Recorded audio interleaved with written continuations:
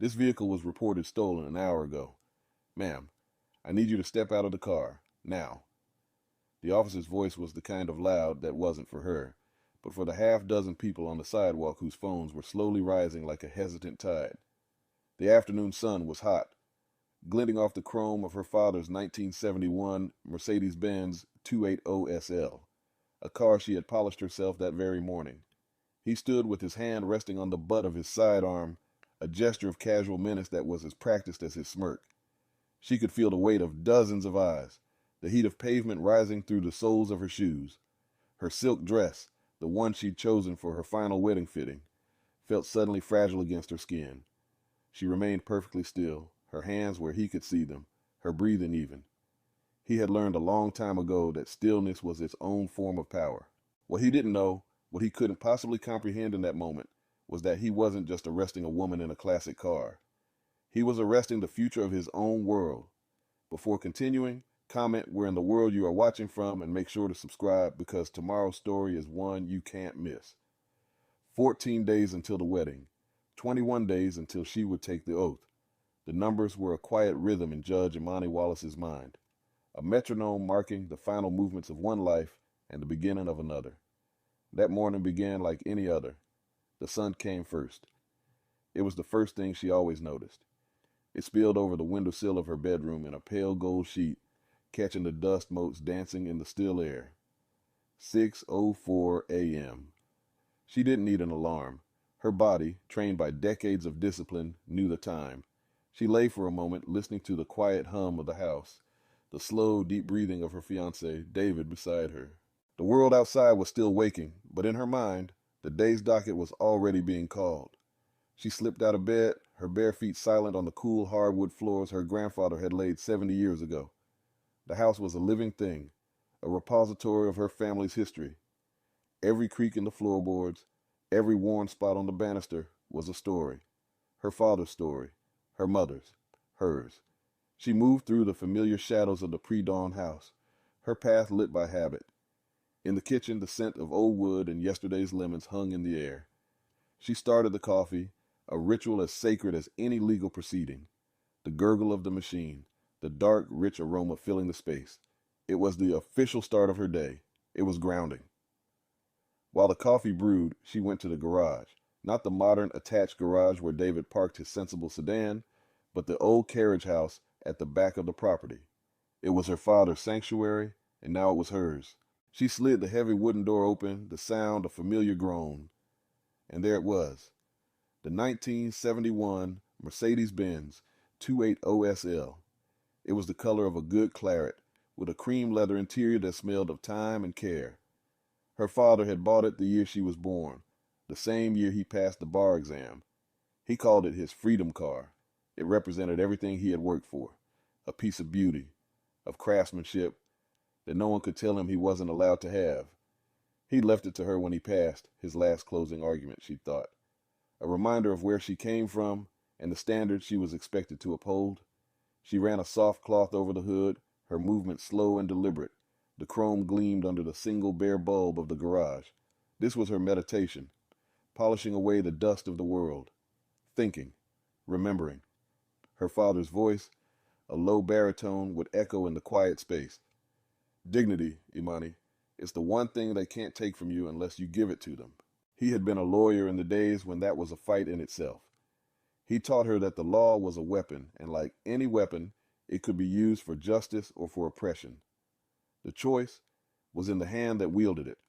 She was about to take her father's legacy and elevate it to the bench, a place he had dreamed of but never reached. In 21 days, she would be sworn in as a Superior Court judge, taking the seat of the retiring Judge Franklin Miller. The thought of Miller left a sour taste in her mouth. He was a relic of an older, harder time, a man who saw the law not as a tool for justice, but as a cudgel to maintain order. His courtroom was known for its harsh sentences and his barely veiled contempt for defendants who looked like her. Replacing him felt less like a career move and more like an exorcism. It was a duty. She finished with the car, the claret paint glowing with a deep, liquid luster. She closed the garage door, the sound echoing in the morning stillness. Back in the kitchen, David was awake, leaning against the counter with two mugs in his hands. He was a high school history teacher, a man whose calm was a perfect counterpoint to the controlled intensity of her world. He didn't say anything, just handed her a mug. The coffee was black, just how she liked it. They stood in silence for a moment, a comfortable, worn-in silence that was more intimate than words. "Thinking about your dad?" he asked, his voice still thick with sleep. She nodded, wrapping her hands around the warm ceramic. "Always, especially with the car, and the swearing in." "He would be so proud, Imani," David said, his eyes soft. "He'd be insufferable, actually. He'd have rented a billboard on the 405. She laughed, a real unburdened sound that was rare in these final weeks of preparation. "You're right, he absolutely would have." He reached out and tucked a stray curl behind her ear. His touch was a simple, grounding thing. He was her family anchor. 14 days, he said softly. 14 days, she repeated. A lifetime away. An eternity. She took a sip of her coffee. The bitterness was sharp, clean. It focused the mind. The day was beginning. There were briefs to read, a final fitting for her wedding dress, a life to be lived. She felt the familiar weight of responsibility settle on her shoulders, but today it felt less like a burden and more like a mantle. Everything was falling into place. It was the quiet before the storm, but she mistook it for peace. The kind of peace that comes from a life built on solid ground, brick by brick, with patience and hard work. She believed that foundation was unshakable. That was her first mistake. The morning passed in a blur of legal documents and final preparations. Imani sat at the large oak desk in her home office, a desk that had been her father's.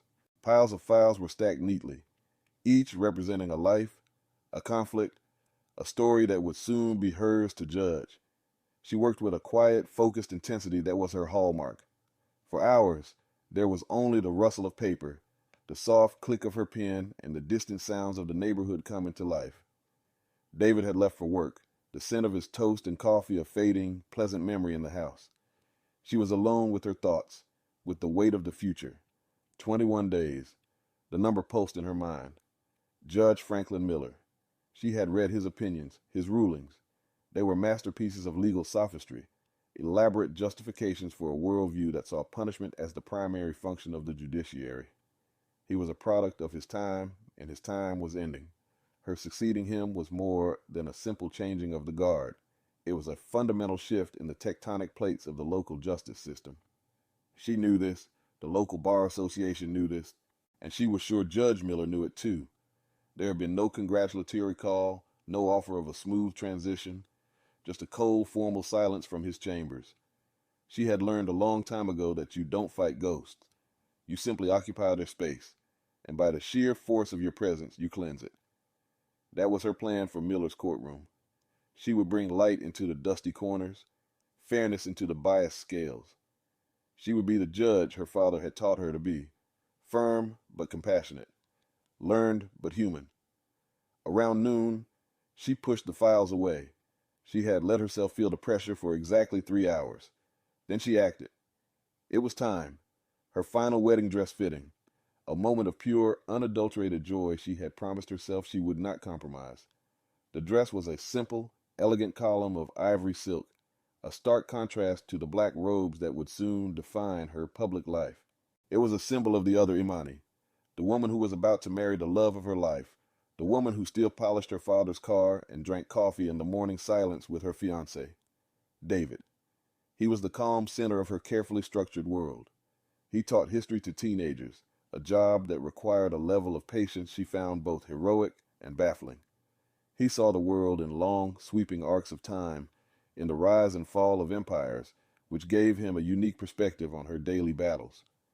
"This is just a moment, Imani," he would say when she came home, tight-lipped and weary from a particularly brutal day in court.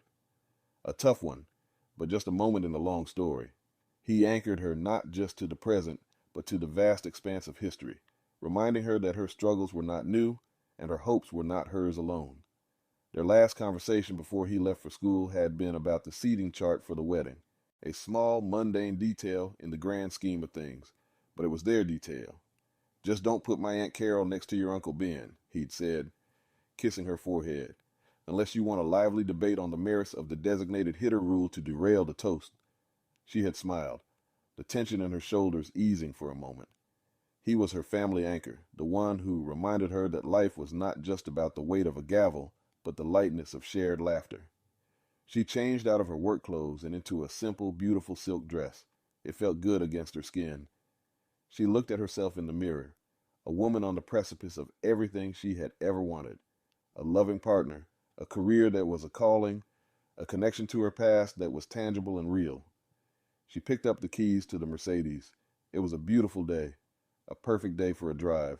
She decided to take the scenic route, the long way around by the lake, the road that curved and dipped under a canopy of old oak trees. The sunlight flickered through the leaves, dappling the claret red hood of the car. The engine hummed, a low, contented purr. It was just the road and the engine and the morning air. A moment of peace, a moment of grace before the fall. She was so close to her destination, the small, exclusive boutique where her future was hanging, waiting to be worn. She was just a few blocks away when the world fractured. The first sign was not a sound, but a light, a flash of red and blue, lurid and violent in her rearview mirror. The police siren was a brief, guttural bark, an assertion of dominance that cut through the peaceful afternoon. Imani's hands tightened on the worn leather of the steering wheel. Her heart did not race. Her breath did not catch. Years of training, first from her father, then in law school, then as a prosecutor, had conditioned her for moments like this. Comply physically while asserting rights verbally. Never raise your voice. Make your movements slow and deliberate. She pulled the Mercedes over to the curb, the classic car looking elegant and out of place against the backdrop of a sudden, ugly reality. She turned the engine off. The sudden silence was profound. She watched in her rearview mirror as the officer approached. He was young, or tried to be, white with a military-style haircut that was too severe for his soft features. He walked with a swagger that didn't quite fit his frame, the performative authority of a man who was still trying on the uniform. That was the first thing she noticed. The second was the way his hand was already resting on his holstered weapon. Not holding it, just resting. A casual reminder of the power he held. He was at her window. She didn't roll it down all the way, just enough. License and registration.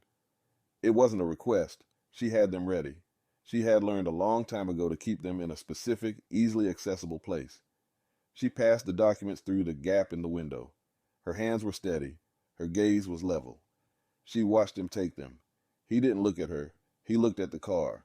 His eyes, a pale, washed-out blue, raked over the polished chrome, the perfect paint, the cream leather of the passenger seat. Something moved behind his eyes. Contempt, disbelief. The kind of look that said, "This doesn't belong to you." He glanced down at the documents in his hand, then back at her. A smirk played at the corners of his mouth. "Imani Wallace," he said, mispronouncing her name. "This a nice car for a—" He let the sentence hang in the air, unfinished, but the meaning was perfectly clear. "It was my father's," she said, her voice even. "Is there a problem, officer?" "We'll see," he said. He took her documents and walked back to his patrol car. She could see him in her side mirror, sitting in his car, talking on the radio. The minutes stretched. 1 minute, 2, 5. She counted them. She counted her breaths. Inhale for 4, hold for 4, exhale for 4. The discipline of the body to control the fire in the mind. She watched the people on the sidewalk. A woman with a stroller hurried past, pulling her child close. A group of teenagers lingered, their phones held low, not yet recording, but ready. They knew this script. They had seen this play before. 9 minutes. That's how long he made her wait. An eternity on the side of a busy street. It was a deliberate act, a small humiliation, a flexing of power. When he finally got out of his car, his walk was different. Slower, more confident. He had what he wanted. He approached her window again, but this time he didn't stop there. He walked to the front of the Mercedes, then back to her door. He was holding her license and registration in one hand. He tapped on the glass with his other. "Ma'am, I'm going to need you to step out of the vehicle." "For what reason, officer?" she asked, her voice still calm, precise. "A legal question." He laughed, not a pleasant sound. "This vehicle was reported stolen an hour ago," he said, his voice now loud, projecting to the audience on the sidewalk. Phones were rising now, no longer hesitant. So I'm going to need you to step out of the car, now. That wasn't a surface thing. That was the real thing. A lie so blatant, so audacious, it took her breath away for a second. This car, her father's car. It hadn't left the garage in a week. She had polished it herself that morning. The lie was the point. It was the tool he was using to dismantle her world, piece by piece, right here on this sun-drenched street. Officer, she said, her voice dropping, becoming even quieter, more focused. This car belongs to me. The registration you are holding clearly states that. It has been in my family for over 40 years. There has been a mistake. The only mistake, he said, his hand now moving from resting on his gun to gripping it, is you thinking you can argue with me. He pulled on the door handle. It was locked. His face hardened. Unlock the door, or I will break this window. The world seemed to slow down. She saw the faces of the people watching, a mixture of fear, curiosity, and a grim, knowing resignation. She saw a boy on a bicycle, maybe 15, his phone held up, the red light of the recording glowing like a tiny distant star. The witness. She made a decision. She would not give this man the violence he craved.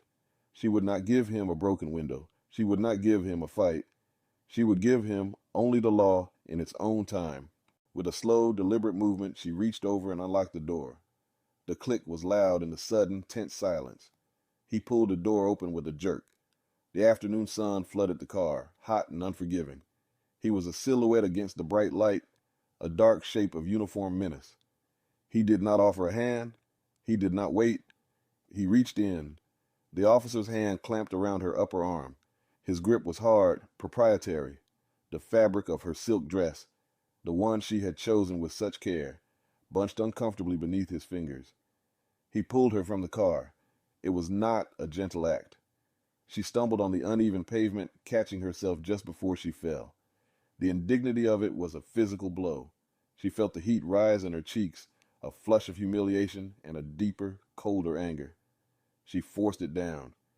She let herself feel it for exactly 1 second. Then she acted. Or rather, she chose not to act. She stood, straightened her dress as best she could, and looked at him. You are making a mistake, she said again. Not a threat. Something colder than a threat. A statement of fact. His name tag read K. Miller. The name meant nothing to her in that moment. It was just a collection of letters on a piece of plastic. He ignored her, turning her around with a rough shove. Hands behind your back. The cold metal of the handcuffs bit into her wrists. He cinched them tight, too tight.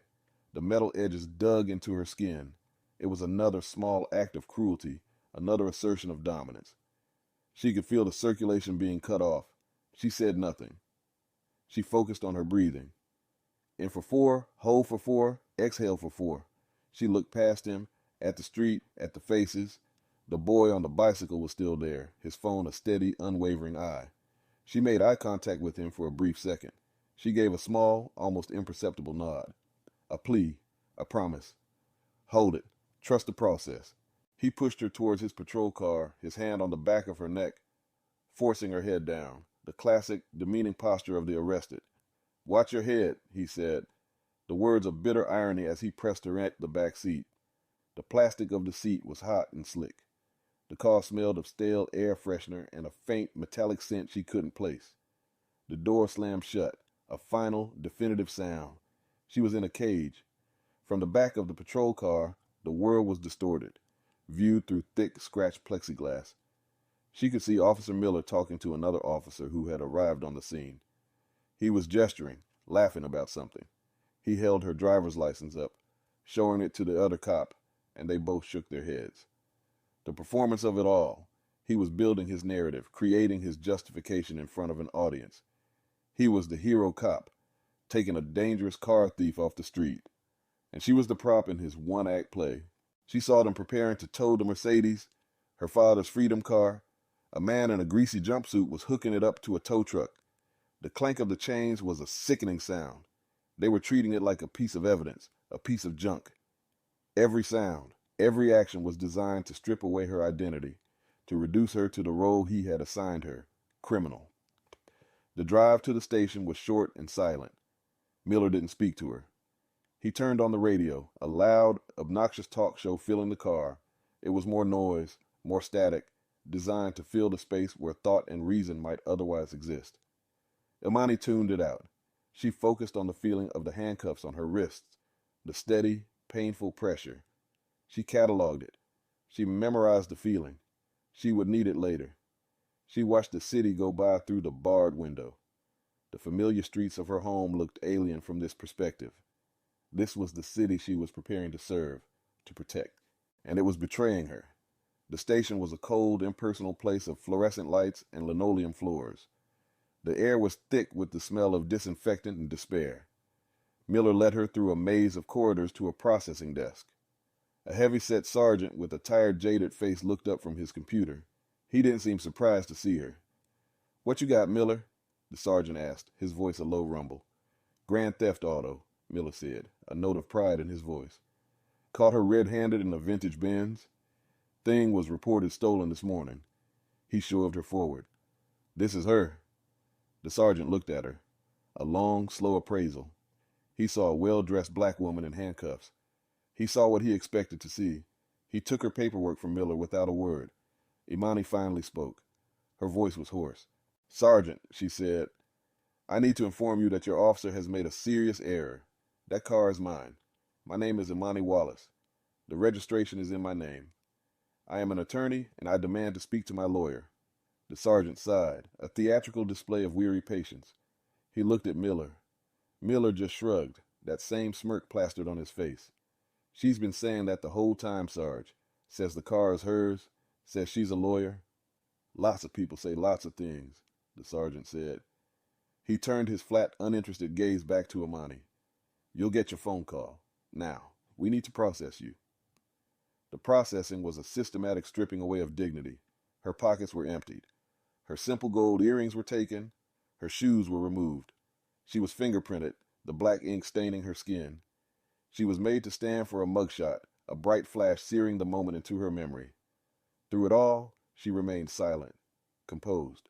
She was no longer Imani Wallace, accomplished professional, bride-to-be. She was a number, a file, a body in the system. The machine was working exactly as it was designed to. It was designed to exhaust you, to humiliate you, to make you give up. Finally, she was led to a holding cell. The door was heavy, solid steel. The guard who locked it didn't look at her. The sound of the bolt sliding home was the loudest thing she had ever heard. The cell was small, concrete, and cold. There was a metal bench and a toilet. It smelled of bleach and human misery. She was alone. The adrenaline that had sustained her for the past hour began to fade, replaced by a deep, bone-aching weariness. And underneath that, the slow burn of rage. Righteous anger, held in check. She sat on the cold metal bench. The two tight handcuffs were still on. Her wrists were numb now, the skin beneath them raw. She looked at her reflection in the small, polished metal mirror above the toilet. She saw a woman she barely recognized. Her silk dress was rumpled and stained. Her hair was a mess. Her eyes were wide with a mixture of shock and fury. She allowed herself this. She allowed herself to see the damage.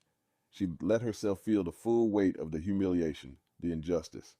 She gave it a time limit. Exactly 10 minutes.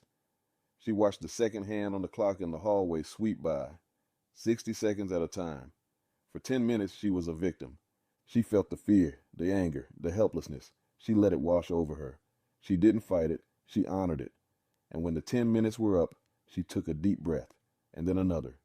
The feeling passed, not gone, but contained, put away in a box to be dealt with later. What was left was something else. Something hard and clear and cold. Quiet resolve. The victim was gone.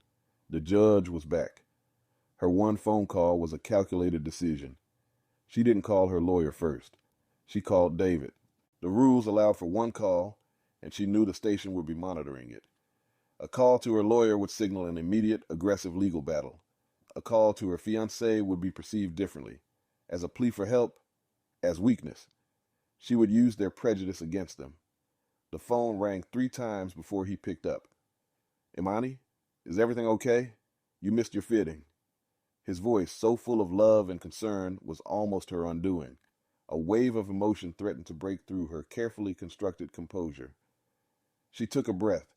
David, she said, her voice steady, betraying none of the turmoil inside her. I need you to listen to me very carefully. Do not ask questions. Just listen. She heard him take a sharp breath. He knew her. He knew this voice. This was the voice she used in a crisis. I'm listening, he said, his own voice instantly shifting, becoming focused. I am at the downtown precinct.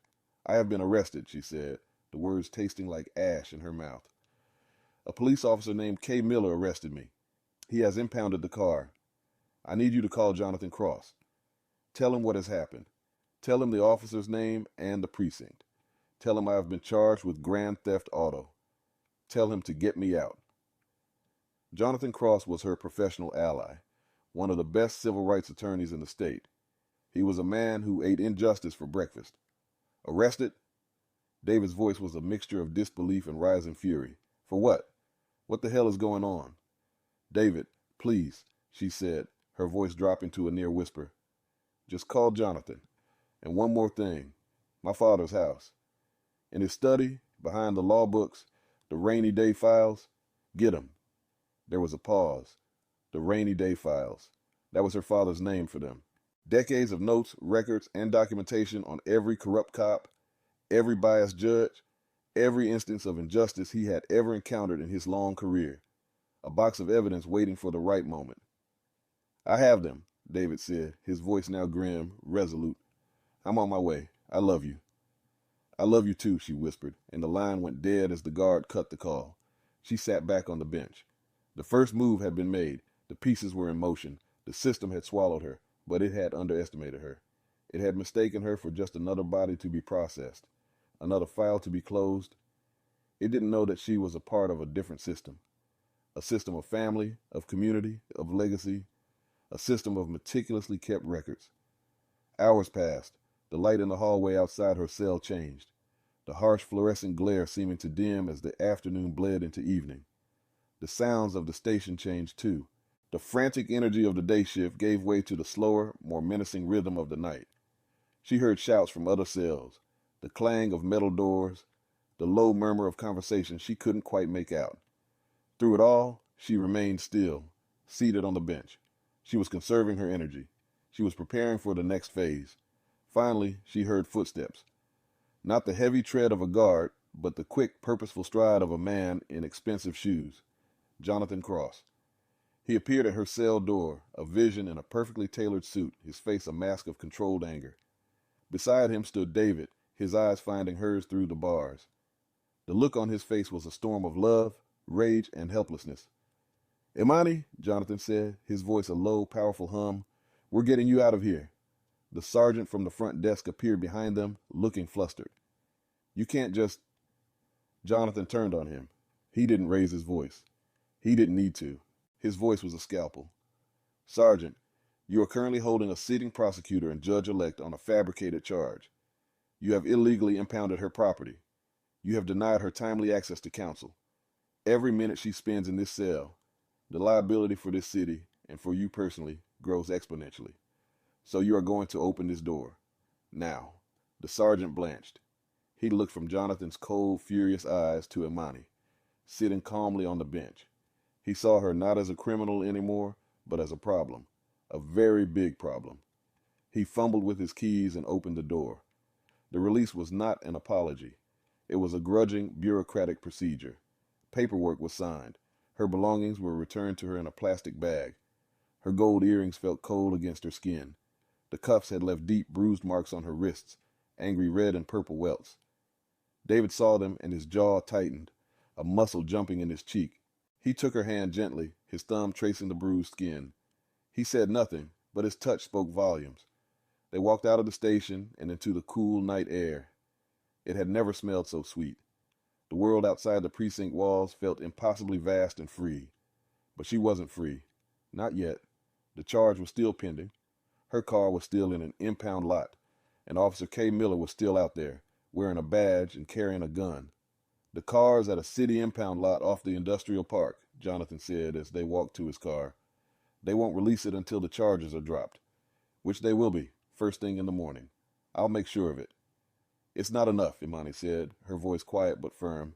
She got into the back of Jonathan's car, David sliding in beside her. Dropping the charges is not enough. That's what the machine wants. A quick, quiet resolution. They want me to be so grateful to be out of that cell that I'll just let it go. I will not. What do you want to do? Jonathan asked, looking at her in the rearview mirror. He knew her well. He knew this was not just about her. I want Officer Miller's badge, she said, her voice like ice. I want his supervisor's job, and I want to know why he felt so comfortable, so protected, that he could do what he did today in broad daylight. I want to pull on that thread until the whole damn sweater unravels. David put his arm around her. We're with you, he said, all the way. They drove in silence for a while. Then David spoke again, his voice low. Imani, the name on the officer's badge, Miller. K. Miller. Imani felt a cold dread creep up her spine. Miller. The same name as the judge she was set to replace. It couldn't be a coincidence. His father-in-law, David said, his voice heavy with the weight of the revelation. Officer Kyle Miller is Judge Franklin Miller's son-in-law. The pieces clicked into place. It wasn't random. It wasn't just a cop on a power trip. It was a message, a warning. From the old guard to the new, a desperate, ugly attempt to intimidate her, to humiliate her, to make her back down before she even took the bench. They had miscalculated. They thought they were dealing with a woman. They didn't realize they were dealing with a legacy. Take me to Judge Sterling's house, Imani said to Jonathan. Her voice was calm, resolute. Judge Sterling was the elder, a retired African-American judge, a pioneer who had mentored her, who had walked this path decades before her. He was the one who had first encouraged her to seek Judge Miller's seat. He was the keeper of stories, and she suspected the keeper of his own rainy day files. The war was just beginning, and she was bringing reinforcements. Judge Elijah Sterling lived in a modest but immaculate craftsman bungalow in the oldest part of the city, a neighborhood that had seen waves of change but had held onto its character. He was 85 years old, sharp as a tack, and carried the history of the city's legal battles in his bones. When they arrived, the lights were on. He was waiting for them. He opened the door before David could even knock. He was a small, slender man with eyes that had seen everything. He looked at Imani, his gaze taking in her rumpled dress, the exhaustion in her face, and the dark bruises blooming on her wrists. He didn't say a word of pity. He just nodded, a deep, knowing sadness in his eyes. I heard, he said, his voice a gravelly whisper. Come in, child. Come in. He led them into his study. It was a room that smelled of old books, leather, and pipe tobacco. It was a room of wisdom. He poured 3 glasses of water. He handed one to Imani. Drink, he said. It was an order. She drank. The cool water felt like a blessing. Jonathan David, Judge Sterling said, acknowledging them with a nod. Thank you for being with her.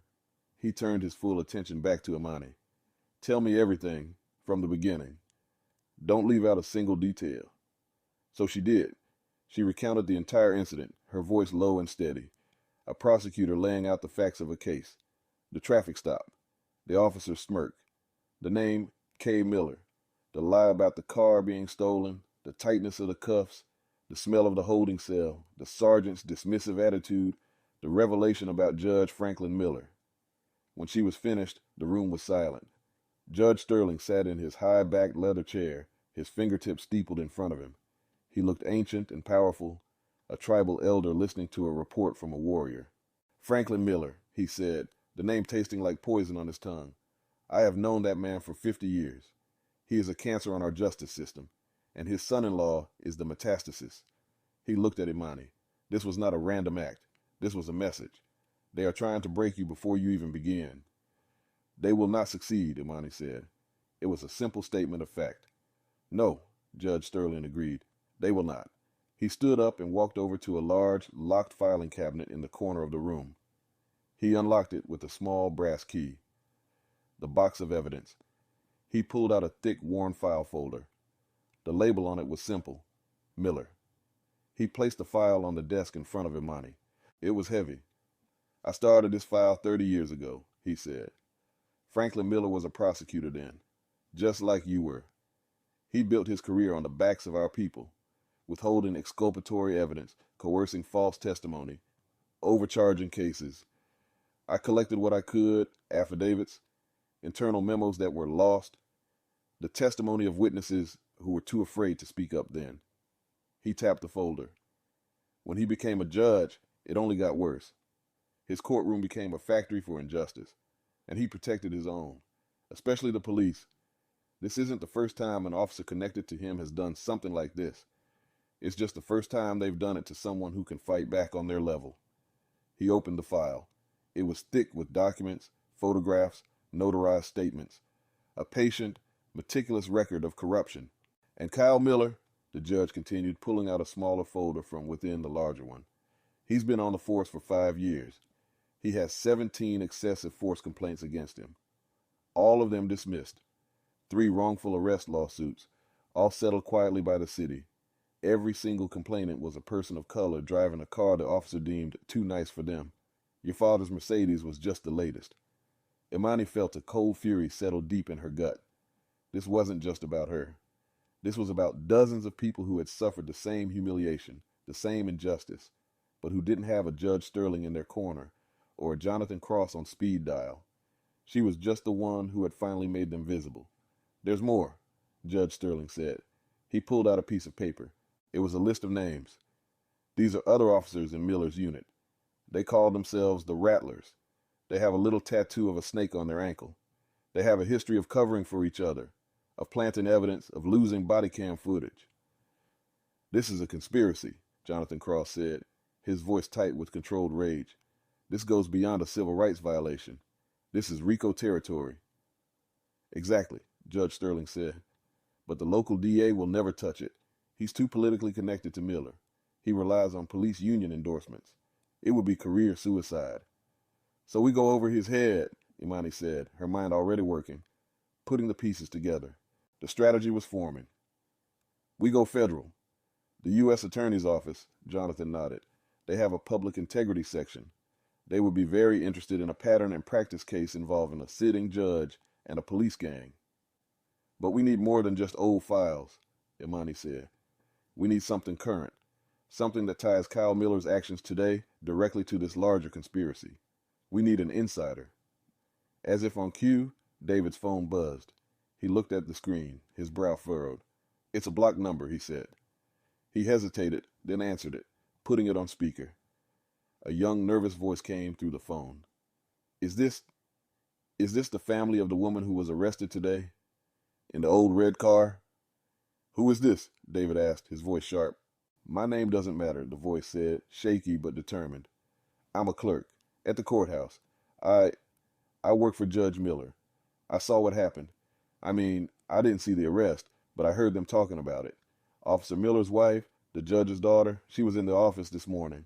She was laughing. She said her husband was going to welcome the new judge to the neighborhood.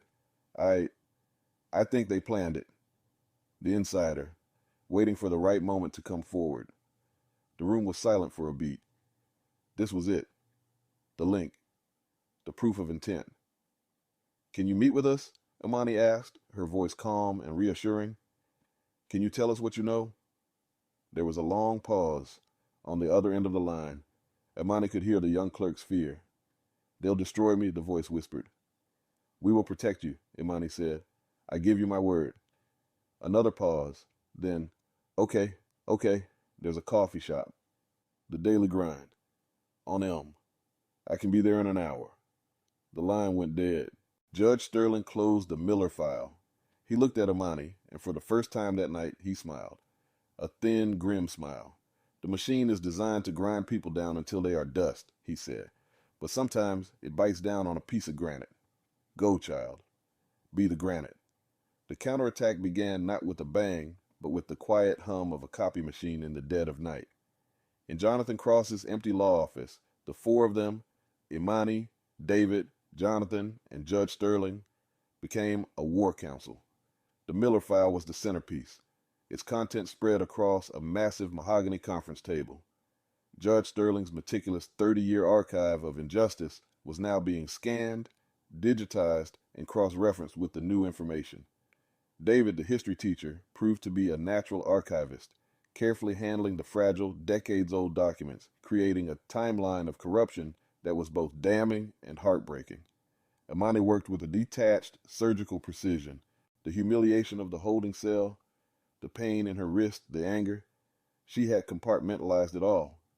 It was fuel, not fire. It powered her focus, but it would not be allowed to consume her. She was a judge now, in spirit if not yet in title. She was weighing evidence, building a case. She felt her father's presence in the room, his voice a low murmur in her ear. Patience, Imani. Let the facts do the talking. They screamed louder than you ever could. Jonathan Cross was on the phone, his voice a low, urgent murmur. He was calling in favors, waking up contacts. He was a master of the game, and he was orchestrating a symphony of legal maneuvers. He spoke in code, in hypotheticals, but the message was clear. Something big was coming. An hour later, they met the insider. Her name was Sarah, and she couldn't have been more than 25. She was terrified, her hands shaking so badly she could barely hold her coffee cup. She had been working as Judge Miller's judicial assistant for 2 years, a job she had taken with idealistic hopes of learning about the law. Instead, she had been given a front row seat to its perversion. He's a monster, she whispered, her eyes darting around the empty coffee shop. He talks about defendants like they're animals. And the way he treats his staff, we're all terrified of him. His daughter, Jessica, Kyle Miller's wife, she's just like him. She comes into the office like she owns the place. This morning she was there. She was on the phone with Kyle. I heard her say it. Make sure she gets the message, loud and clear. Then she laughed and said, Daddy will clean it up, he always does. Sarah had more. She had been keeping her own quiet records, a digital folder on a thumb drive she kept hidden in her purse. Emails between Judge Miller and the police chief, discussing how to handle problematic officers. Voicemails from the police union president, thanking the judge for his loyalty. A calendar entry for a Rattler's barbecue at Judge Miller's house. Each piece of evidence was a nail in the coffin. Why are you doing this? Imani asked her, her voice gentle. Sarah looked down at her shaking hands. My brother, she said, her voice thick with emotion. He was arrested by one of those rattlers 2 years ago. They said he had drugs in his car. He didn't. They planted them. Judge Miller gave him 5 years. He gets out in 3. I couldn't live with myself if I didn't do something. When I heard what they did to you, I knew this was the moment. Jonathan Cross carefully took the thumb drive. He looked at Sarah with a new respect. You're doing a very brave thing, he said. We will do everything in our power to protect you. By 4 a.m., the case was assembled. It was an airtight fortress of evidence. The historical context from Judge Sterling's files, the current conspiracy from Sarah's thumb drive, and the linchpin, Imani's own sworn affidavit, a cold, precise, and devastating account of her arrest. And they had an ace in the hole, the video. David had tracked down the boy on the bicycle through social media. His name was Leo. He had recorded the entire 10-minute interaction from Officer Miller's first approach to the moment he slammed the patrol car door on Imani. The footage was crystal clear. It showed Miller's contempt, his aggression. It showed Imani's calm, her composure. Most importantly, it completely contradicted the official police report that Miller would have filed. At 6 a.m., just as the sun was beginning to spill over the horizon, Jonathan Cross made the most important call of the night. He called the personal cell phone of Maria Sandoval, the U.S. attorney for the district. She was the professional ally, a former colleague of Imani's, a woman with a reputation for being fearless and incorruptible. Maria, Jonathan said, I'm sorry to call you this early, but I have something you need to see. It involves a sitting Superior Court judge, an entire unit of the city police force, and a federal judge-elect who was arrested yesterday on a trumped-up charge. There was a silence on the other end of the line. Then, my office, 1 hour. The meeting at the U.S. Attorney's office was like a scene from a movie. It took place in a secure conference room, swept for bugs. No phones allowed. Present were Imani, Jonathan, U.S. Attorney Maria Sandoval, and 2 of her top investigators from the FBI. Imani told her story again. This time, she wasn't a victim recounting a trauma. She was a prosecutor laying out the predicate for a federal investigation. She was calm, factual, and unshakable. Then, Jonathan presented the evidence. He walked them through Judge Sterling's files, Sarah's digital documents, and finally, he played Leo's video on a large screen. The room was silent as they watched the ugly drama unfold. They saw Miller smirk. They heard his taunts. They saw Imani's dignity under assault. When the video ended, Maria Sandoval's face was grim. She looked like a woman who had just been handed a declaration of war. "This isn't just a civil rights case," she said, her voice low and furious. "This is a criminal conspiracy to deprive citizens of their rights under color of law. It's a cancer, and we are going to cut it out." The federal machine began to move. It was a different kind of machine from the one at the local precinct. It was slow to start, but once it got going, it was relentless and unstoppable. FBI agents were dispatched. Subpoenas were drawn up. A grand jury was secretly convened. The next few days were a strange limbo. The wedding was just over a week away. Invitations had been sent. A caterer had been paid. A dress was waiting.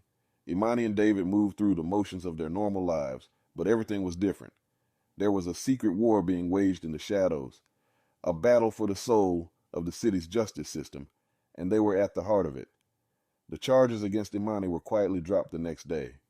The city attorney's office cited insufficient evidence in a dry one-sentence press release. The Mercedes was released from impound with a new scratch on the passenger side door that hadn't been there before. A small petty scar left by the system. Imani didn't have it fixed. She left it as a reminder. Officer Kyle Miller was still on the street, back on patrol. He probably thought he had won. He had humiliated her, put her in her place, and gotten away with it.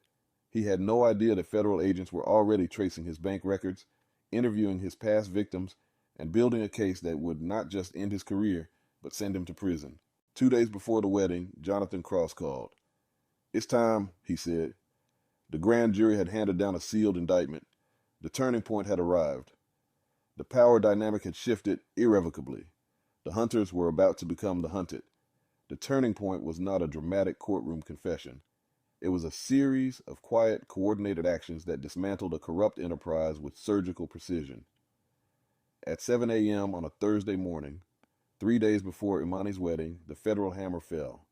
FBI agents clad in blue jackets with bold yellow letters executed simultaneous search and arrest warrants across the city. It was a perfectly choreographed operation, the culmination of days of frantic secret work. One team descended on Judge Franklin Miller's sprawling suburban home.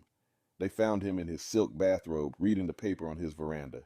His performative authority crumbled in the face of a federal warrant.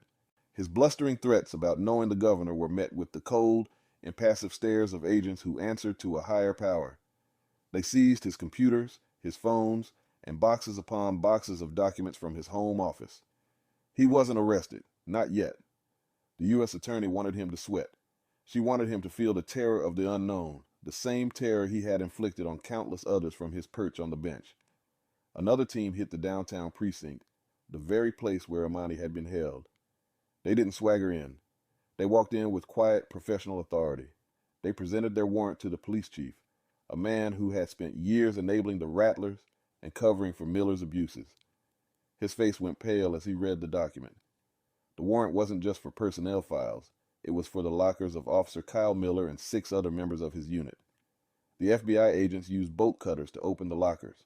Inside, they found what they expected: illegal steroids, undocumented firearms, and in Miller's locker, a small personal collection of trophies, driver's licenses of past victims, a piece of jewelry from a car he had illegally searched, and a small coiled snake tattooed on an ankle, visible as he was ordered to sit. The arrest of Officer Kyle Miller was deliberately public. Maria Sandoval had insisted on it. It had to be a message. 2 FBI agents approached him in the precinct's roll call room, just as he was preparing for his shift. His fellow officers, some of whom were also targets of the investigation, watched in stunned silence. "Kyle Miller?" one of the agents asked, his voice calm and clear. Miller, who had been laughing with a colleague, turned. The smirk on his face evaporated when he saw the FBI jackets. "Yeah? What is this?" "You are under arrest," the agent said, "for conspiracy to violate civil rights, falsification of a police report, and perjury." Miller's face went through a rapid series of emotions: disbelief, anger, and finally, panic. "You can't be serious," he stammered, looking around for support from his sergeant, from his friends, but no one met his eye. The blue wall of silence was a federal crime scene, and no one wanted to be an accessory. "Put your hands behind your back," the agent commanded. The same words Miller had spoken to Imani. the same cold, impersonal tone. The agents cuffed him, the click of the metal echoing in the silent room. They used their own cuffs, not the department's. It was a small but significant detail. He was their prisoner now, not a brother officer being given a courtesy ride. As they led him out of the room, past the men he had thought were his allies, his eyes were wide with a dawning horror. This wasn't supposed to happen. He was protected. His father-in-law was a judge. The system was supposed to work for him. He hadn't understood. The system he served was a small local franchise. He had just run afoul of the parent corporation. The most crucial piece of the operation was handled by U.S. Attorney Maria Sandoval herself. She, along with 2 senior FBI agents, went to the courthouse. They didn't go to Judge Miller's chambers. They went to the office of the presiding judge. In a closed-door meeting, Sandoval laid out the evidence against Miller. The emails, the voicemails from Sarah's thumb drive, the sworn testimony of multiple witnesses, the pattern of his rulings that directly correlated with protecting the Rattlers. It was overwhelming. It was undeniable. "He's compromised the integrity of this entire courthouse," Sandoval said, her voice leaving no room for argument. "He can't be allowed to preside over another case. He can't be allowed to retire with his pension and his dignity intact. He needs to resign today, or these indictments are unsealed and he's arrested in his own courtroom." The presiding judge, a man who valued order and the reputation of the institution above all else, saw his choice clearly. It wasn't a choice at all. It was a surrender. An hour later, a memo was circulated to all courthouse staff. Judge Franklin Miller was taking an immediate and indefinite leave of absence for personal reasons. His cases would be reassigned. His nameplate was removed from his chamber door. In the span of a few hours, a 30-year career built on fear and corruption had been erased. The machine that had protected him for so long had, in the end, consumed him. The news broke like a dam. The local TV stations led with it. The newspaper tore up its front page. FBI raids courthouse, police precinct, Judge Miller implicated in widespread corruption scandal. The story was everywhere. Sarah, the young clerk, was hailed as a whistleblower and placed under federal protection. Leo, the boy with the phone, became a local hero, his video playing on a loop on every news channel. His calm, steady recording was contrasted with Kyle Miller's sneering aggression, a perfect visual metaphor for the entire story. Imani and David watched the news reports from the quiet of their living room. She felt no triumph, no joy, just a profound and weary sense of rightness. This wasn't vengeance. This was accountability. It was the law, working as it should. It was the system, correcting itself. "It's over," David said, taking her hand. Her wrists were still faintly bruised, the last physical reminder of the ordeal. "No," she said, looking at the television, where a reporter was interviewing a jubilant community activist. "It's just beginning." The corruption had been cut out. Now, the healing could start. And in 3 days, she would get married. And in 2 weeks, she would take her seat on the bench, not just as Judge Wallace, but as the woman who had brought down the Miller regime. She had a new reputation now, one she hadn't asked for but would have to carry. She was no longer just a judge. She was a symbol. The public reckoning was swift and merciless. In the days that followed the raids, the city was gripped by the scandal. It was all anyone talked about, from coffee shops to corporate boardrooms. The story had all the elements of a gripping drama: a powerful, corrupt judge, a gang of rogue cops, a brave whistleblower, and a hero who had been wronged but emerged victorious. But for Imani, it was not drama. It was her life. The U.S. Attorney's Office unsealed the indictments. The scope of the corruption was staggering. Officer Kyle Miller and 6 of his fellow Rattlers were charged with a host of federal crimes, including racketeering, conspiracy, and extortion. The indictment read like a gangster movie script, detailing years of shaking down small business owners, planting evidence on rivals, and systematically terrorizing minority communities, all under the protective umbrella of Judge Franklin Miller. The former judge himself was not initially charged with a crime. Maria Sandoval was playing a longer game. Instead, he was named as an unindicted co-conspirator, a legal designation that was in many ways more damning than a formal charge.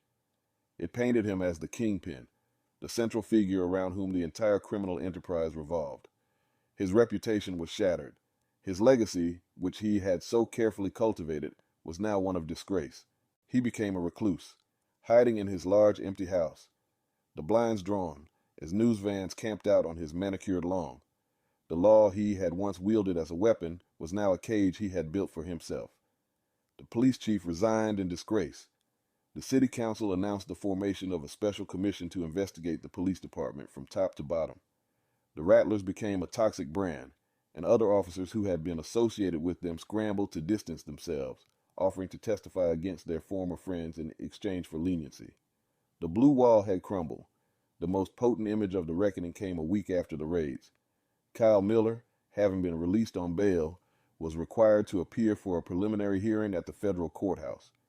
He arrived in a wrinkled suit, his face pale and drawn, his wife Jessica clinging to his arm. The swagger was gone. The smirk was gone. He was just a small, scared man facing the consequences of his actions. As he walked up the courthouse steps, he was met by a crowd of protesters.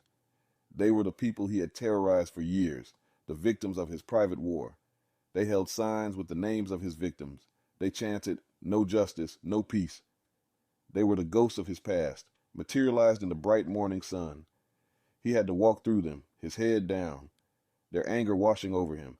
He had never seen them as human before. Now, their humanity was the only thing he could see. Inside the courtroom, the humiliation continued. The federal magistrate judge ordered him to surrender his passport and his firearms.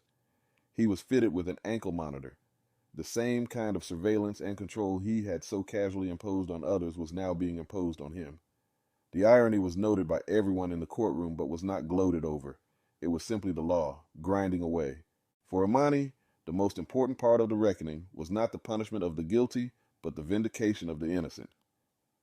At her insistence, the U.S. Attorney's Office, in conjunction with the local public defender's office, began a review of all cases presided over by Judge Miller that would involve testimony from the Rattlers. The first person to be released was Sarah's brother. He walked out of prison into the arms of his weeping sister, his name cleared, his future returned to him. Dozens more would follow. The machine, for so long a tool of oppression, was being used to unwind the damage it had caused. Amidst this public maelstrom, Imani and David prepared for their wedding. It felt at times surreal to be discussing flower arrangements and cake flavors while a federal investigation she had triggered was tearing the city's power structure apart. But David, her family anchor, insisted on it. "This is what we're fighting for," he told her one evening as they sat on their porch, the sounds of news helicopters a distant hum. "For this, for the right to have a normal life, to celebrate our love, to be happy, that's the ultimate victory." And so, on a perfect autumn Saturday, 14 days after she had been pulled over in her father's car, Imani Wallace married David Carter. The ceremony was not at a grand hotel or a lavish country club. It was in the backyard of her father's house, the house her grandfather had built. It was a celebration of love, family, and resilience. Judge Sterling, his eyes twinkling, officiated the ceremony. Sarah, the brave young clerk, was there, sitting next to her newly freed brother. Leo, the young man with the camera, was there too, this time as an invited guest, his phone safely in his pocket. He was a witness to joy now, not injustice. When Imani walked down the aisle, on the arm of her uncle, she passed the 1971 Mercedes-Benz 280SL. It was parked under the old oak tree, polished to a high shine. The scratch on the door was still there, a reminder, a battle scar. She wore the simple, elegant column of ivory silk she had been on her way to try on that fateful day. It fit perfectly. As she stood before David, with the afternoon sun filtering through the leaves, she felt a sense of profound peace. The storm had passed. The reckoning had been delivered. And she was still standing, stronger, more resolved than ever. As they exchanged vows, she knew this was not an ending. It was a beginning. The wedding was the resolution of her personal story. But her professional story, the story of Judge Wallace, was just about to be written. The resolution was not a single moment, but a slow, unfolding return to a new kind of normalcy. The world had been broken open, and now it was being put back together, differently, better. The final scene of the public drama played out months later. Kyle Miller and his co-conspirators, facing a mountain of evidence, took plea deals. They were sentenced to federal prison, their sentences ranging from 5 to 15 years. Kyle Miller, the man who had started it all with a smirk and a lie, was led from the courtroom in handcuffs, his face ashen. He was no longer an officer, just a convicted felon. The same restraints, the same loss of freedom he had imposed on Imani were now his own reality. The irony was precise and final. Judge Franklin Miller was never charged with a crime. Maria Sandoval had made a strategic decision. His public disgrace, the loss of his pension, and the destruction of his legacy were, in their own way, a life sentence. He lived out his days in self-imposed exile, a ghost in his own life, a cautionary tale whispered in the corridors of the courthouse he once ruled. Imani's swearing-in ceremony was held 2 weeks after her wedding. The courtroom was packed. It was Judge Miller's old courtroom, but it felt different. The air was lighter. The dark wood paneling seemed to gleam. Sunlight streamed through the tall windows, chasing the shadows from the corners. Imani stood before the presiding judge, her left hand on a Bible her father had given her, her right hand raised. David stood behind her, his hand a warm, steady presence on her back. As she took the oath, her voice was clear and strong. She looked out at the assembled crowd. She saw her family, her friends. She saw Judge Sterling, his head held high, a look of immense pride on his face. She saw Sarah, who had enrolled in law school. She saw Leo, who had been given a scholarship by a local community group and was now editor of his school paper. She saw the faces of a new city, a city that was healing, a city that was hopeful. She was no longer just Imani Wallace. She was Judge Wallace, and this was her courtroom. Her first act as judge was to order that the official portrait of Franklin Miller be taken down from the wall. It was replaced by a simple frame print of the preamble to the Constitution. Months passed. The seasons turned. The scandal faded from the headlines, replaced by the daily rhythm of a city moving on. But the changes were real. A new police chief was hired, a reformer from outside the department. A civilian review board with real power was established. The rattlers were gone, and a new generation of officers was being trained with a different ethos. The machine had been redesigned. One cool spring morning, almost a year to the day after her arrest, Judge Imani Wallace woke up early. 6:04 a.m. The sun was spilling over her windowsill. She slipped out of bed, her feet silent on the hardwood floors. In the kitchen, she started the coffee. While it brewed, she went to the old carriage house. She slid the heavy wooden door open, and there it was, the 1971 Mercedes-Benz 280SL. It was still the color of a good claret. The scratch on the passenger door was still there. She had decided to leave it. It was part of the car's story now, part of her story. She didn't polish it this morning. She just ran her hand over the cool metal of the hood. She got in, the cream leather seat signed as it took her weight. She put the key in the ignition and turned. The engine came to life with a low, contented purr. She didn't have anywhere to go, no briefs to read, no dress fitting to get to. It was Saturday. She was just a woman in her father's car. She backed it out of the garage and onto the quiet street. She drove without a destination, taking the scenic route, the long way around by the lake. The sunlight flickered through the new spring leaves, dappling the claret-red hood. She drove past the spot where she had been pulled over. It was just a curb now, a piece of pavement. It held no power over her. She was the one with the power now, the power to be fair, the power to be just, the power to ensure that what happened to her would not happen to anyone else, not on her watch. She drove on, the road stretching out before her, bright with the morning sun. The quiet after the storm was the most beautiful sound she had ever heard. If you enjoyed the story, leave a like to support my channel and subscribe so that you do not miss out on the next one. On the screen, I have picked 2 special stories just for you. Have a wonderful day.